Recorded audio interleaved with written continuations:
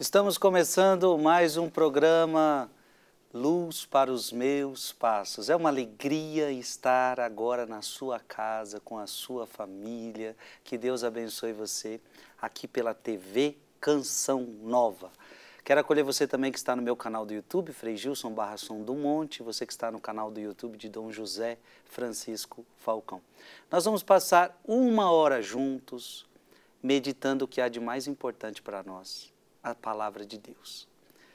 Claro, aqui o nosso programa, ele tem o interesse de ser também um estudo aprofundado. O que vai fazer depois você rezar melhor, você que prega, pregar melhor, você que intercede, interceder melhor, você que canta, cantar melhor, porque, gente, de tudo que a gente faz, o alicerce é a palavra de Deus. Aquele que prega, sua base é a palavra. Aquele que canta, sua base é a palavra. Aquele que intercede, sua base é a palavra. Aquele que faz homilia, sua base é a palavra. Então, estudar é importante. Mas, claro, estudar com a igreja e estudar com os padres da igreja não é um estudo racionalista. Isso é importante ser dito. Aqui, nós não fazemos um estudo racionalista da palavra de Deus. Aqui é um estudo de fé. É um estudo que tem muita fé. E, portanto, é aquele programa que só de escutá-lo, o nosso coração já aquece, porque é um estudo de fé, é um estudo de oração, é um estudo que nos eleva, é um estudo que nos ilumina. Já quero acolher com você, mais uma vez aqui nos nossos estúdios, Dom José Falcão, obrigado por sua presença aqui em nosso meio. Boa noite, Frei Gilson. É uma alegria estar aqui. Muito bom. Meus queridos, no programa passado, nós vimos quantos livros compõem a Bíblia, Antigo Testamento, e quantos livros compõem a Bíblia, Novo Testamento. Dom José mostrou cada livro que compõe a Bíblia. Depois, eu fui perguntando para Dom José de quem partiu a ideia de colocar por escrito, e nós vimos o próprio Deus em Êxodo 17, versículo 14. Deus dizendo para Moisés: Moisés, escreve isto para lembrar. E diz a Josué que eu apagarei a memória de Amaleque de debaixo dos céus. E então, Moisés obedece a Deus, Moisés começa a escrever, e nós queremos recordar ainda com você o texto que lemos no programa passado, que foi Êxodo 24, versículo de 3 a 4.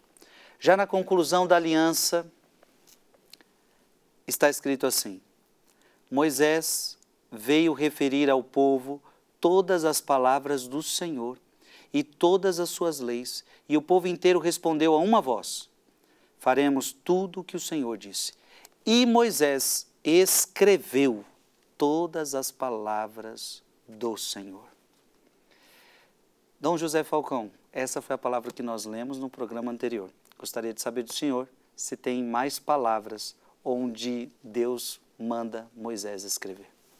Tem sim.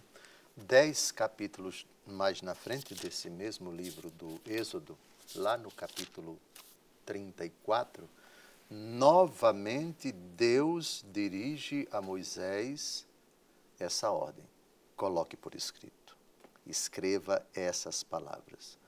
Aqui o contexto ainda é o da aliança, o que vai integrar aquilo que acho que nós já vimos no programa anterior, o antepenúltimo, Código da Aliança, Sim. Livro da Aliança.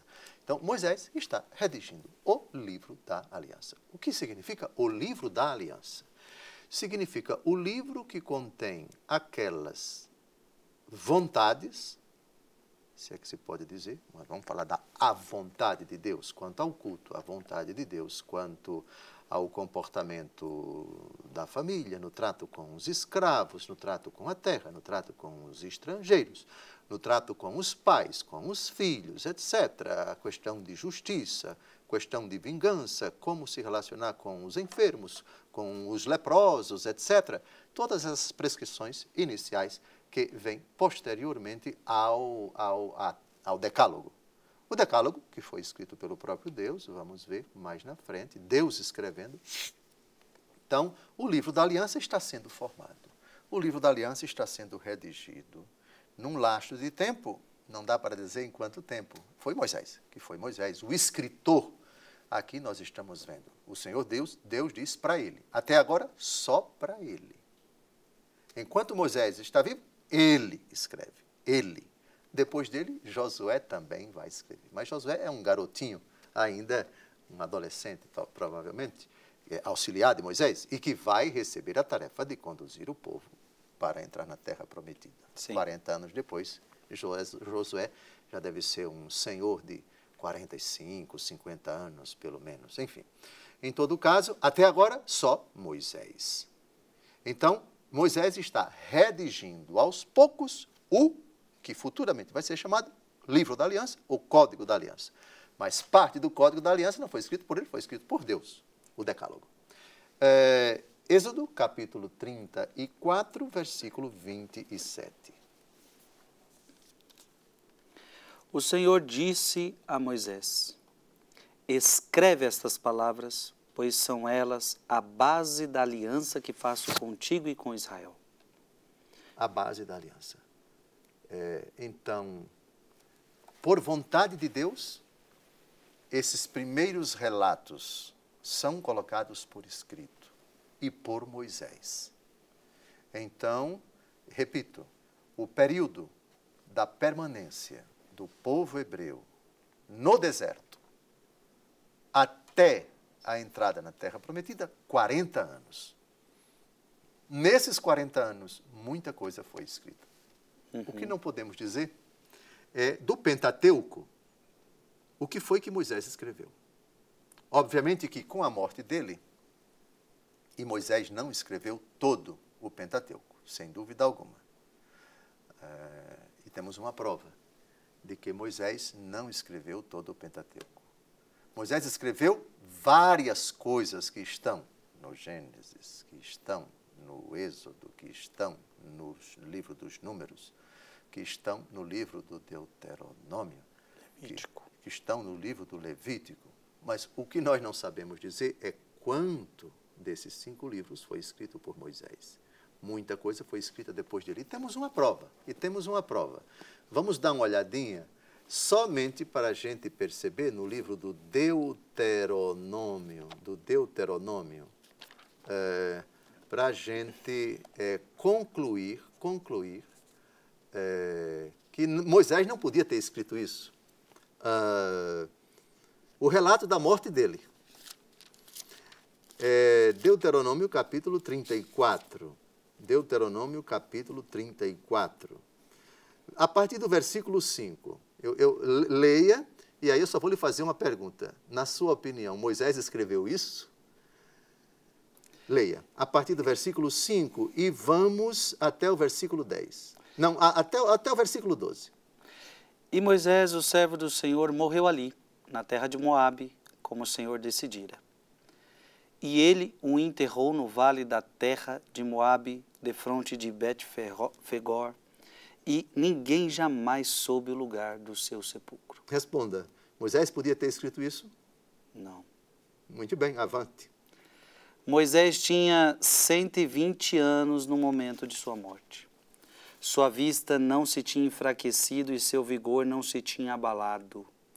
Os israelitas choraram-no durante 30 dias nas planícies de Moabe, e passado esse tempo, acabaram-se os dias de pranto consagrados ao luto por Moisés. Responda, Moisés poderia ter escrito esse versículo 8? Não, só se ele saísse do sepulcro. 30 dias depois da minha morte ainda estão chorando. Não tem sentido. Avante. Josué, filho de Num, ficou cheio do espírito de sabedoria, porque Moisés lhe tinha imposto as suas mãos. Os israelitas obedeceram-lhe assim como o Senhor tinha ordenado a Moisés. Não se levantou mais em Israel profeta comparável a Moisés, com quem o Senhor conversava face a face. Responda, Moisés podia ter escrito esse versículo 10? Não. Versículo 11. Ninguém o igualou, quanto a todos os sinais e prodígios que o Senhor o mandou fazer na terra do Egito, diante do faraó, de seus servos e de sua terra. Na sua opinião, Moisés podia ter escrito isso? Não. Muito bem, versículo 12. Nem quanto a todos os feitos e as terríveis ações que ele operou sob os olhos de todo Israel. Bem, então, somente para provar, aqui estamos no Pentateuco, não é? O finalzinho do Deuteronômio.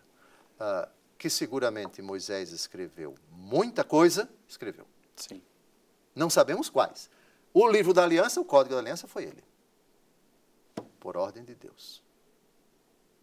E Deus vai ordenando, ele vai escrevendo. Não somente o código da aliança, mas muitos eventos, a batalha contra os amalecitas. Quem escreveu? Ele com as mãos levantadas, enquanto ele estava com as mãos levantadas, os amalecitas perdiam e os hebreus ganhavam. Quando sua mão cansava, os amalecitas é que venciam e os hebreus perdiam. Quem escreveu isso? Moisés, sem dúvida alguma. Então, muitos eventos da vida do povo hebreu. Pode-se perguntar também, Moisés escreveu algo a respeito de Abraão? Moisés escreveu algo a respeito do relato da criação? Moisés escreveu algo a respeito do tempo de Noé? Não sabemos ao certo, não sabemos. E quanto desses relatos são pedacinhos de tradições orais que Moisés recebeu já desde o tempo de Abraão, e Abraão, por sua vez, recebeu. Não temos nenhum elemento. Sim. Nós só estamos tratando aqui de escrita. Na escritura, os primeiros escritos, Moisés. Sim. Agora, é possível o senhor nos dar uma noção se Moisés escreveu até o final da sua vida? Ah, sim. Ou seja, Moisés idoso, e aqui é curioso, Nosso Senhor dá uma ordem para ele em Êxodo 17, dá outra ordem para ele, Êxodo 24, dá uma terceira ordem para ele, Êxodo 34. E óbvio, no fim de sua vida, aqui nós temos Deuteronômio 31 e Deuteronômio 34,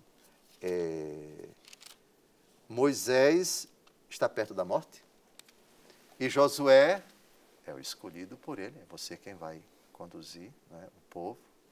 Ele dá as últimas instruções e ainda tem lucidez para colocar por escrito. Velhinho. Ninguém escreve, é ele. Josué não. Josué vai escrever também. Josué vai escrever, mas mais na frente, já na terra prometida. Mas Moisés vivo, essa autoridade ele não deu para ninguém. Ele escrevendo lá, velhinho. Vamos ver agora.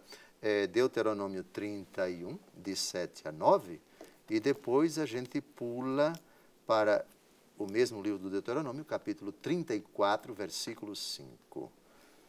Moisés chamou em seguida Josué e disse-lhe em presença de todo Israel: Mostra-te varonil e corajoso, porque entrarás com esse povo na terra que o Senhor jurou a seus pais dar-lhes e a repartirás entre eles. O Senhor mesmo marchará diante de ti e estará contigo e não te deixará nem te abandonará. Nada temas e não te amedrontes. Agora vem o que interessa. Moisés escreveu essa lei e deu-a aos sacerdotes filhos de Levi, que levavam a arca da aliança do Senhor, bem como a todos os anciãos de Israel, dando-lhes esta ordem ao fim de cada 7 anos, no ano da remissão, por ocasião da festa dos tabernáculos. Bem, então o que interessa aqui, Moisés escreveu. Sim. Ele dá as últimas instruções, você conduza o povo, etc. Ele já sabe que não vai entrar, e todo mundo também já sabe, não é?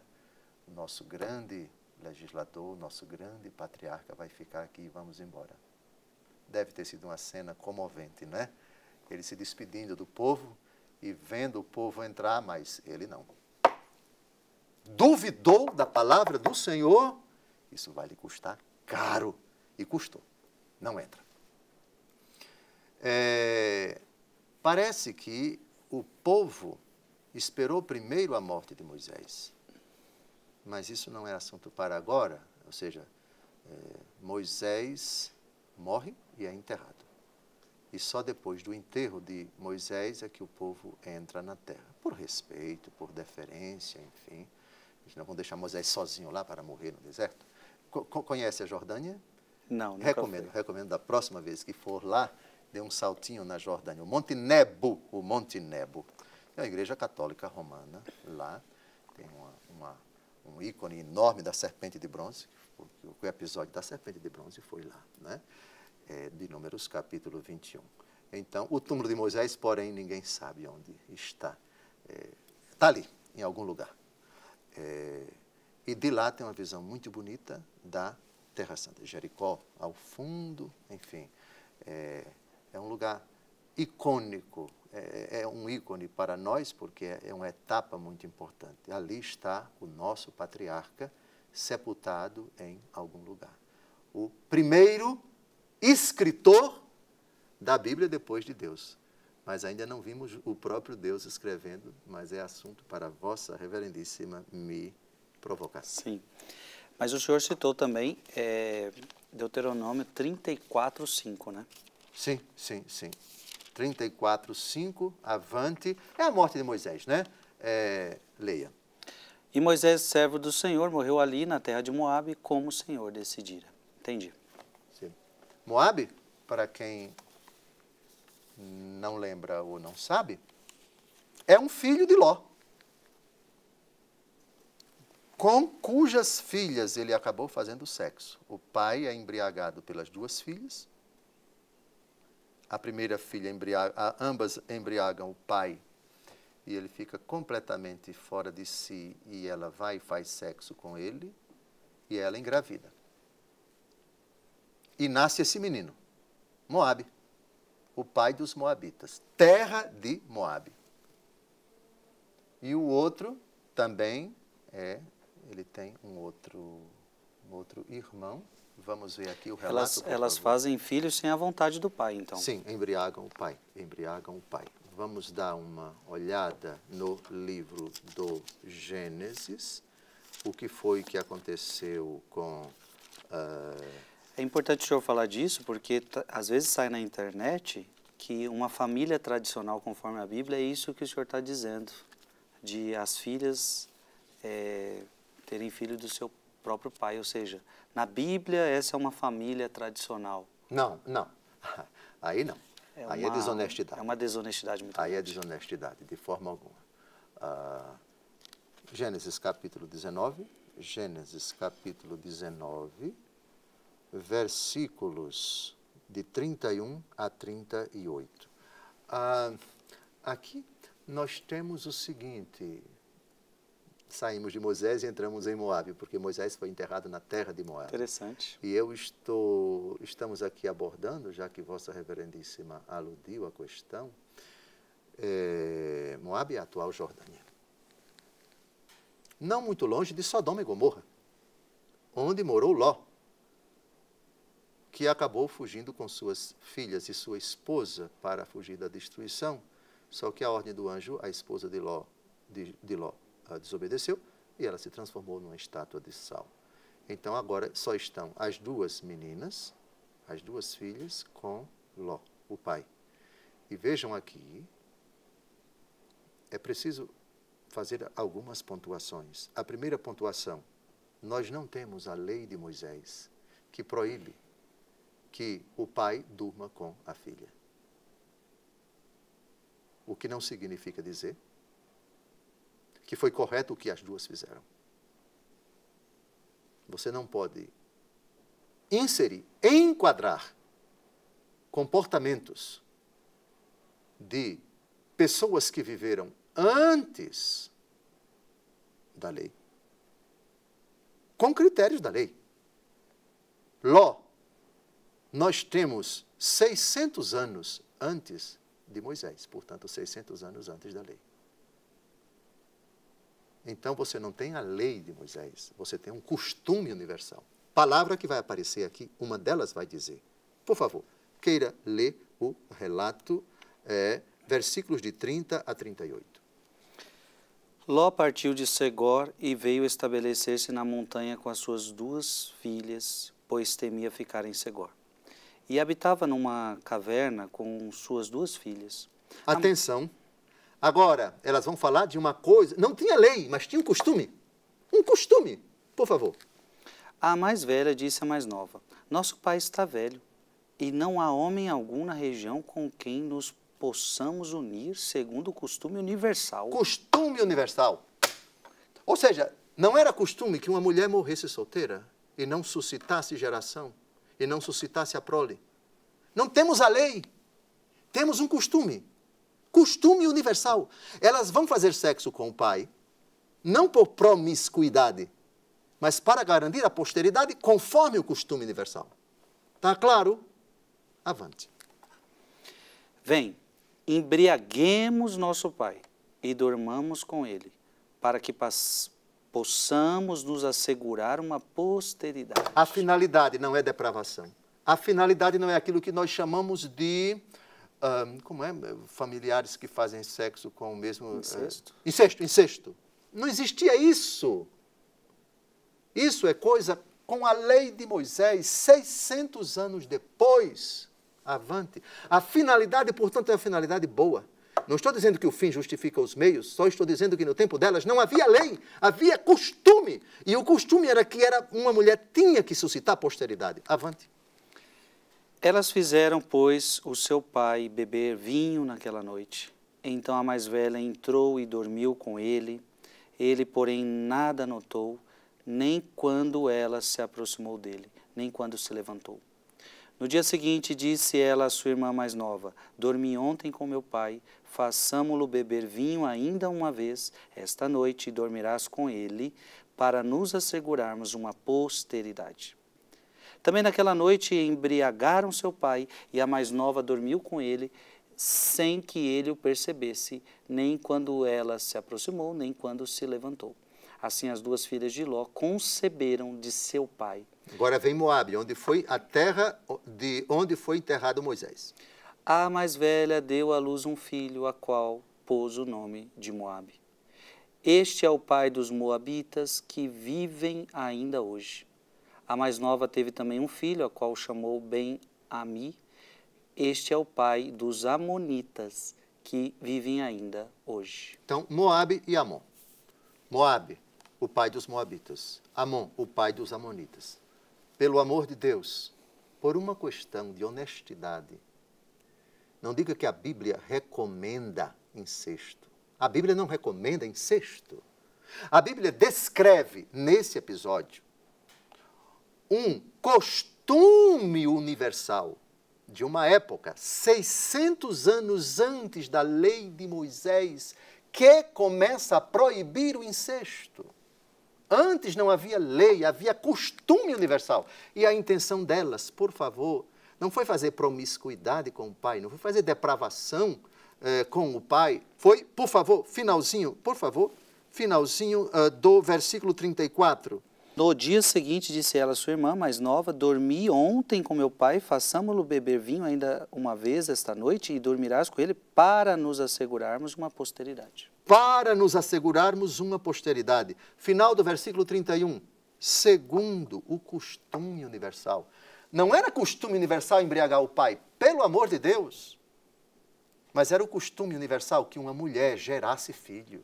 E elas estão numa enrascada, o pai é idoso, não tem ninguém na face da terra com quem elas possam se unir. A cidade de Sodoma foi destruída, a cidade de Gomorra foi destruída. A intenção aqui é suscitar a prole, não é fazer depravação com o pai. Numa época em que não havia lei, a lei passa a proibir o incesto, e a lei é 600 anos depois dele, é no tempo de Moisés. Não estou falando isso para atenuar, era o contexto da época, a intenção delas. Embriagar alguém, claro que é pecado, sempre vai ser pecado, mas o conceito de pecado, como é prescrito na lei de Moisés, que só vai nascer 600 anos depois de Ló, Não existia para elas.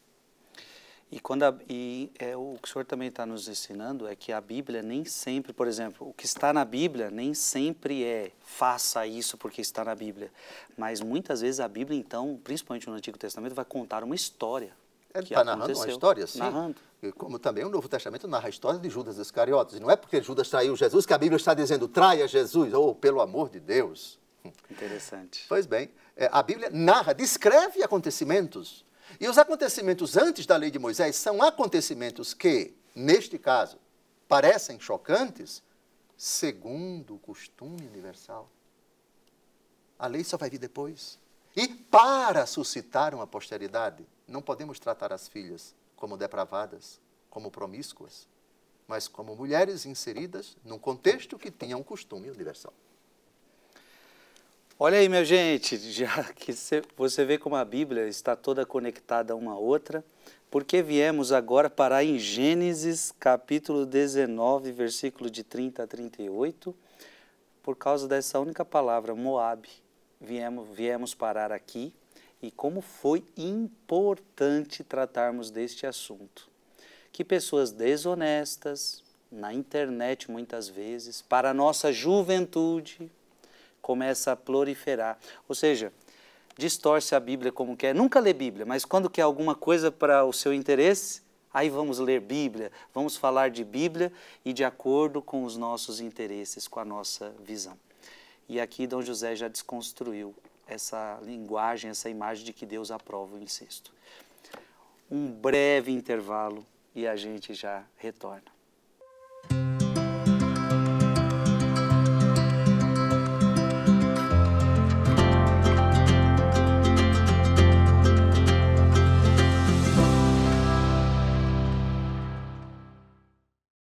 Estamos de volta ao programa Luz para os Meus Passos. Que alegria estar aqui com você. Gente, o programa de hoje está bom demais.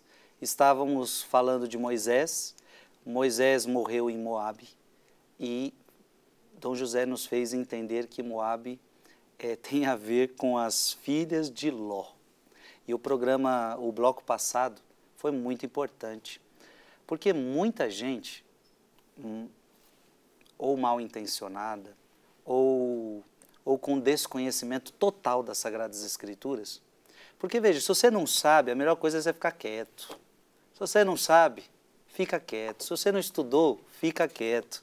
Agora, a pessoa faz uma leitura rápida e acha que sabe alguma coisa.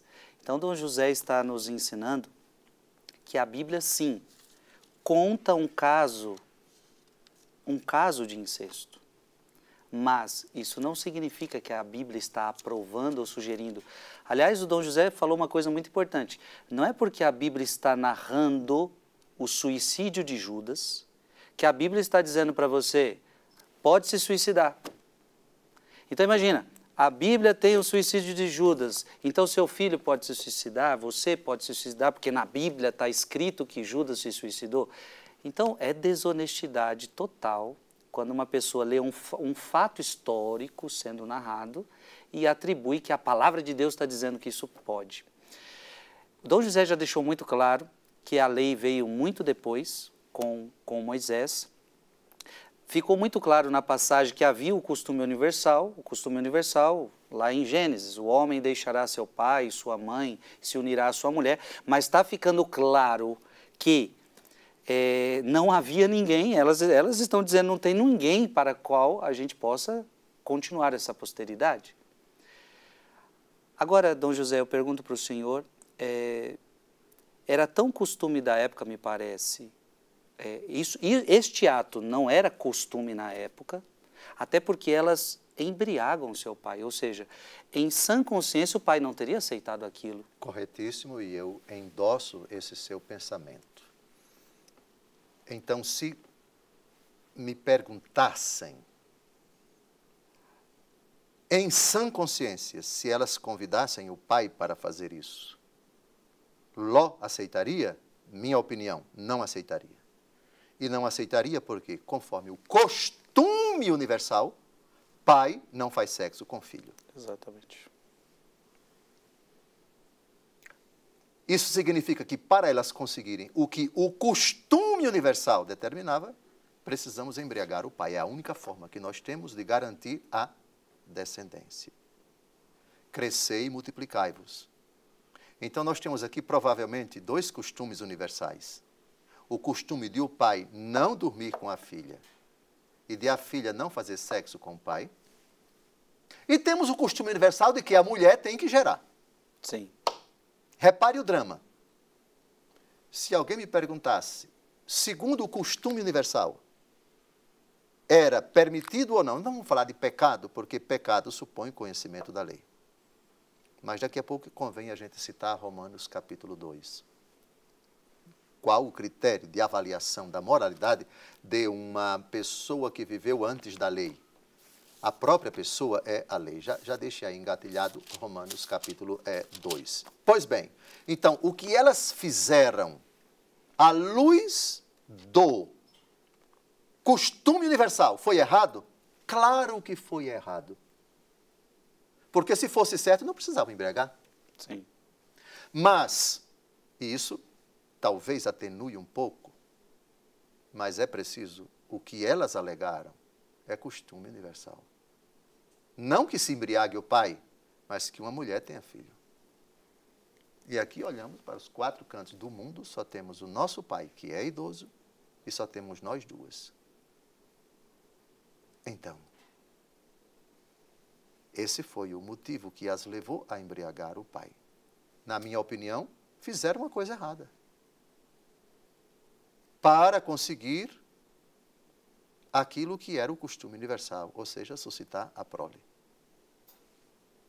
Embriagar uma pessoa de propósito para tirar disso um fim mau, é gravíssimo. Para tirar disso um fim bem, o conceito que nós temos de hoje, de o fim não justifica os meios, isso não era tão claro para elas naquele tempo. Está claro? Sim. Muito bem. Estamos no começo da humanidade, né? Sim, perfeitamente. Agora, vamos a Romanos capítulo 2. Porque em Romanos capítulo 2, nós temos aqui critérios para julgar e também para a gente saber como é que Deus vai julgar as pessoas. Romanos capítulo 2, versículo 14 em diante. Os pagãos que não têm a lei, fazendo naturalmente as coisas que são da lei, embora não tenham a lei, a si mesmos servem de lei. Eles mostram que o objeto da lei está gravado nos seus corações, dando-lhes testemunho à sua consciência, bem como seus raciocínios, com os quais se acusam ou se excusam mutuamente. Isso aparecerá claramente no dia em que, segundo o meu evangelho, Deus julgar as ações secretas dos homens por Jesus Cristo. Então, qual o critério de moralidade de uma pessoa que viveu antes da lei? Um pagão que não conhecia a lei de Moisés, onde se fala claramente que é proibido que o pai faça sexo com a filha e vice-versa, e mais ainda que é proibido embriagar o pai e, portanto, embriagar com a finalidade de fazer sexo. A finalidade não foi fazer sexo, mas foi suscitar a prole, e a única forma de você suscitar a prole é fazer sexo. Veja, a lei está gravada nos seus corações.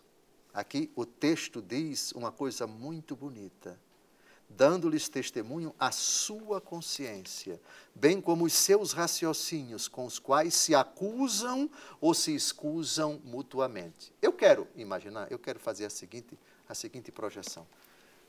Aqui é uma opinião minha, e por favor eu posso estar errado. As duas devem ter confabulado antes. O que nós vamos fazer é uma coisa errada. Sim. O que nós vamos fazer é uma coisa errada. Porém, mais errado é, e mais amaldiçoado, e podemos, enfim, isso será ocasião de opróbrio, será de maldição. Deus Todo-Poderoso vai nos julgar como pessoas renegadas, etc., porque não deixamos a descendência, não somos pessoas estéreis, nunca casamos com ninguém. Como é que a gente faz? É costume universal que toda mulher, a partir de uma determinada idade, contraia matrimônio para constituir família, para suscitar a prole. Eu sei que é errado, sabemos que é errado. Elas devem ter pensado isso. É Deus Todo-Poderoso quem vai julgá-las. repito, depois da lei de Moisés, e já antes da lei de Moisés, esse costume universal da posteridade perdura. Aliás, ele é anterior, crescei e multiplicai-vos. A ordem que Deus dá para a humanidade. E chegou esse momento em que o drama delas colocou, temos essa situação e temos essa outra situação.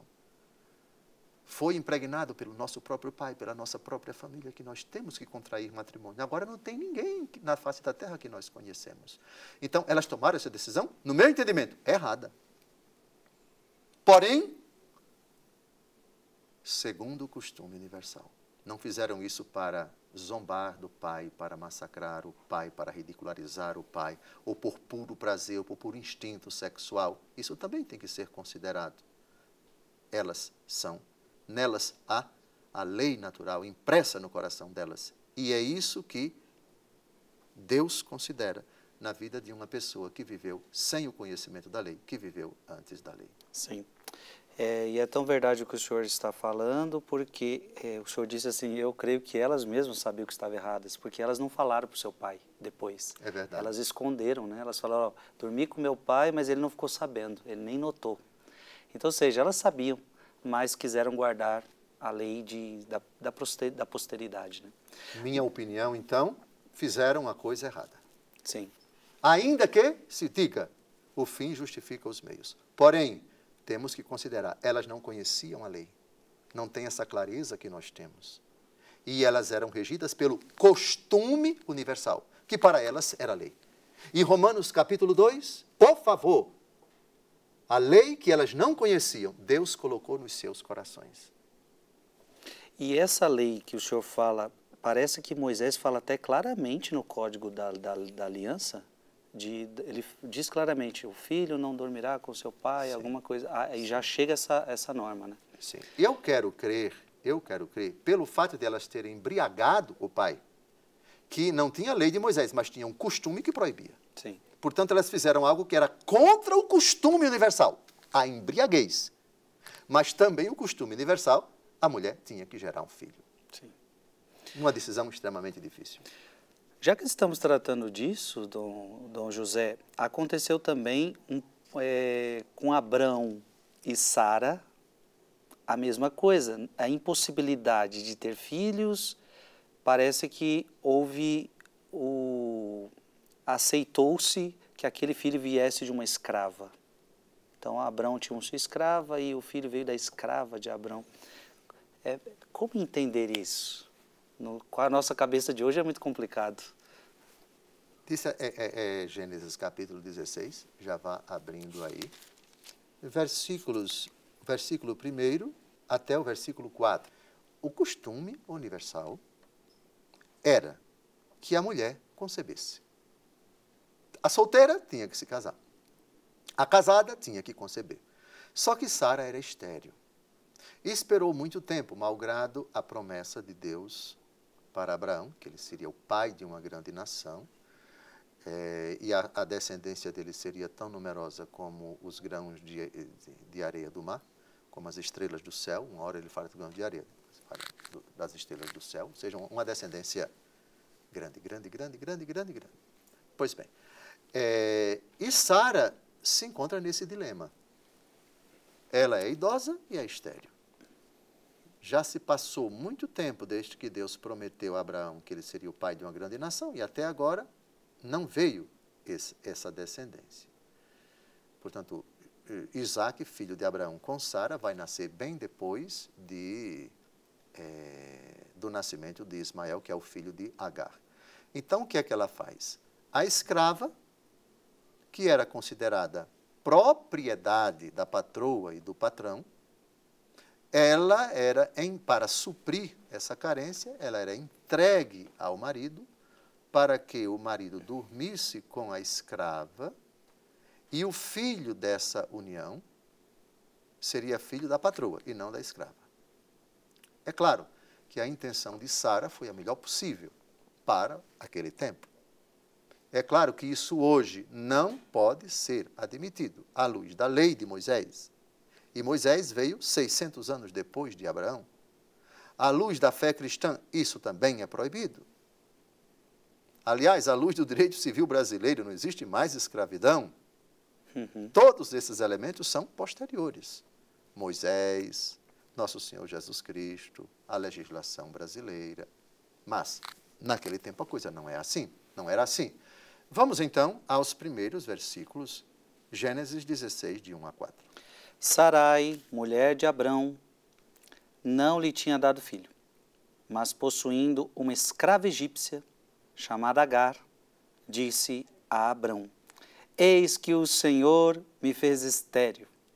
Rogo-te que me tomes a minha escrava, para ver se ao menos por ela eu posso ter filhos. Abrão aceitou a proposta de Sarai. Sarai tomou, pois, sua escrava Agar, a egípcia, passado 10 anos que Abrão habitava a terra de Canaã, e deu-a por mulher a Abrão, seu marido. A intenção foi a melhor possível, só que ela mexeu com a jararaca, que agora vai lhe dar dor de cabeça. Continue. Este aproximou-se de Agar e ela concebeu. Agar, vendo que tinha concebido, começou a desprezar a sua senhora. Bem, e aí Agar vai encarcar na unha a patroa, né?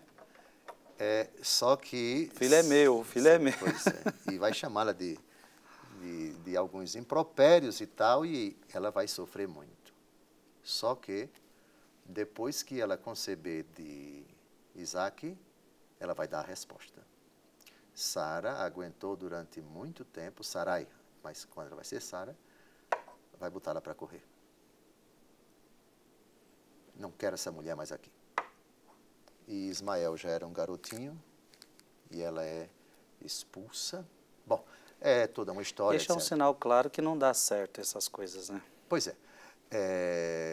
Então, Ismael, filho de Abraão, Isaque, filho de Abraão. São Paulo, na carta aos Gálatas, capítulo 4, 25, 26, por aí, veja se é o Versículo episódio... 21, a partir do 21. É Sara e Agar, não é? Alegoria de Sara e Agar. Quer ler, por favor? Dize-me, vós que quereis estar sujeitos a uma lei, não ouvis a lei? A Escritura diz que Abraão teve 2 filhos, um da escrava e outro da livre. O da escrava, filho da natureza, e o da livre, filho da promessa. Nestes fatos há uma alegoria, visto que aquelas mulheres representam as 2 alianças. Uma do Monte Sinai, que gera para a escravidão, é Agar. O Monte Sinai está na Arábia. Corresponde a Jerusalém atual, que é escrava com seus filhos. Mas a Jerusalém lá do alto é livre e esta é a nossa mãe. Pois bem, etc, etc. Bem, aqui é um texto muito bonito, é a única vez na Bíblia que a igreja é chamada de mãe. Lindo. Mas voltando ao assunto do costume universal no tempo de Abraão. Então, nós temos Abraão, Ló é sobrinho de Abraão. Então, isso prova que o costume universal estava bem consolidado no coração de Ló, de proibir ato sexual de pai com filho. Tanto é que as filhas embriagaram, porque se não o costume universal permitisse, elas fariam sem embriagar o pai. Então, costume universal, está proibido pai fazer sexo com filha, filha fazer sexo com o pai. Mas era costume universal também que a mulher tinha que suscitar descendência. Então, o que as 2 filhas de Ló fizeram foi com a finalidade de se adequar ao costume universal. Não embriagando o pai, mas tendo uma descendência. E Sara, quando entregou a escrava para dormir com o marido, ela mesma explicou nesse texto aqui, que já foi lido, é para que eu tenha a descendência. Então, é preciso considerar tudo isso. Se inserir na mentalidade da época, questões como o fim justifica os meios, etc., esses dramas todos, sem dúvida alguma, sempre existiram no coração das pessoas em qualquer época. Minha opinião, as filhas de Ló cometeram algo ilícito, à luz do costume, não à luz da lei, não existia lei, Sim. mas à luz do costume, o que elas fizeram foi errado. Isto é, embriagar o pai. Mas, justamente alegando um costume universal, a descendência, a prole. Então, você não pode julgar Sara entregando a escrava com os critérios de Moisés, ou os critérios de hoje, os critérios do Novo Testamento. Por favor, estamos numa época remota, antiga, bem anterior a Moisés, onde os conceitos de moralidade estão nos costumes. E costume, você tem costume aqui nessa região, é uma coisa. Costume nessa outra região é outra coisa. Os costumes variam. A coisa ainda não é regulada por uma lei. Constituição brasileira é aplicada a toda a República Federativa do Brasil. Constituição da Holanda vale para aqueles cidadãos. Lei, lei, lei, lei. Costume é diferente. Costume é uma mentalidade, digamos, consensual que vai sendo aceita, respeitada, praticada, consolidada, passada de pai para filho, etc., que é bem diferente da lei. Sim. Digamos assim, o direito consuetudinário. Consueto é costume em latim. Direito consuetudinário. Não está no papel, não está mas está na mente da pessoa, daquela comunidade, daquela sociedade, daquela civilização. Isto é, não foi colocado por escrito, ninguém legislou, mas é assim, todo mundo faz. Sim. E, Dom José, então, a gente está estudando o Antigo Testamento. Então, significa que vamos ver no Antigo Testamento muitas histórias que significam apenas uma narração e não que Deus esteja dizendo, é isto. Por exemplo, vamos ver guerras, vamos ver... Eu estou me lembrando até agora de Moisés que mata alguém. Ou seja, são narrações, mas não significam que a Bíblia está dizendo, faça isso. Perfeito. O Antigo Testamento tem narrativas que traduzem atitudes, palavras que correspondem verdadeiramente à vontade de Deus. Tem outras atitudes, tem outras palavras que traduzem o pensamento da época, que Deus permite. Sim. E permitir não significa concordar. Ele tolera. Isso não significa que Deus está aprovando. Bem mais para frente. Agora não. Vamos tratar do episódio de Salomão, que teve 300 mulheres e 700 concubinas. Evidentemente que isso era inaceitável até naquele tempo. Inaceitável. Mas a Bíblia descreve. O Antigo Testamento descreve coisas verdadeiramente que traduzem a maldade de pessoas, a perversidade de pessoas. A Bíblia fala de canibalismo. Uma mãe mata um filho para comer a carne dele. É chocante? Claro que é. Como é chocante também Herodes ter mandado matar os inocentes. E a morte dos inocentes não está no Antigo Testamento, está no Novo. Ah, mas é chocante. Claro que é. É repugnante? Claro que é. Mas porque está na Bíblia correto? Aí é desonestidade, aí é maldade, aí é perversidade. Tem coisas chocantes no Antigo Testamento? Tem, do mesmo jeito que tem no Novo. Mas pessoas matando, certo, tem coisa mais chocante do que você matar inocentes? Herodes mandou matar. O pecado dele, Jesus fugiu para o Egito. O Novo Testamento fala de coisas, se nós repararmos bem, tão chocantes quanto o Antigo Testamento. A guerra que a besta desencadeia contra a igreja, a quantidade de cristãos perseguidos, muito sangue derramado, tanto sangue derramado no Novo Testamento, que no capítulo 4 do Apocalipse de São João, as almas daqueles que foram mortos Senhor, até quando deixarás de fazer justiça, etc. Tenha um pouco de tempo. Então, cuidado, desmistifique isso. Isso de dizer que o Antigo Testamento tem muito sangue, talvez o Novo Testamento tenha mais. Para cada tragédia, para cada sangue derramado, para cada aberração do Antigo Testamento, eu mostro para você no Novo Testamento, no livro do Apocalipse.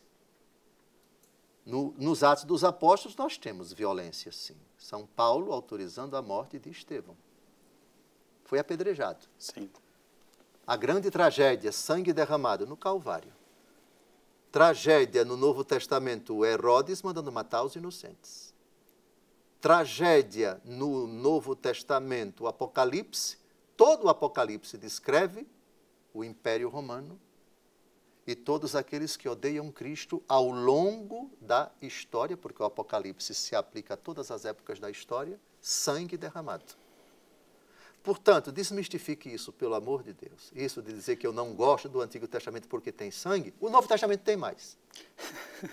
E é como, Dom José, eu estava pensando aqui, se o Evangelho fosse escrito, a palavra de Deus fosse escrita no ano de 1900 até hoje, é como se então tivesse que descrever tranquilamente as duas guerras mundiais que houveram na humanidade e estariam descritas como um fato histórico que aconteceu naquela época.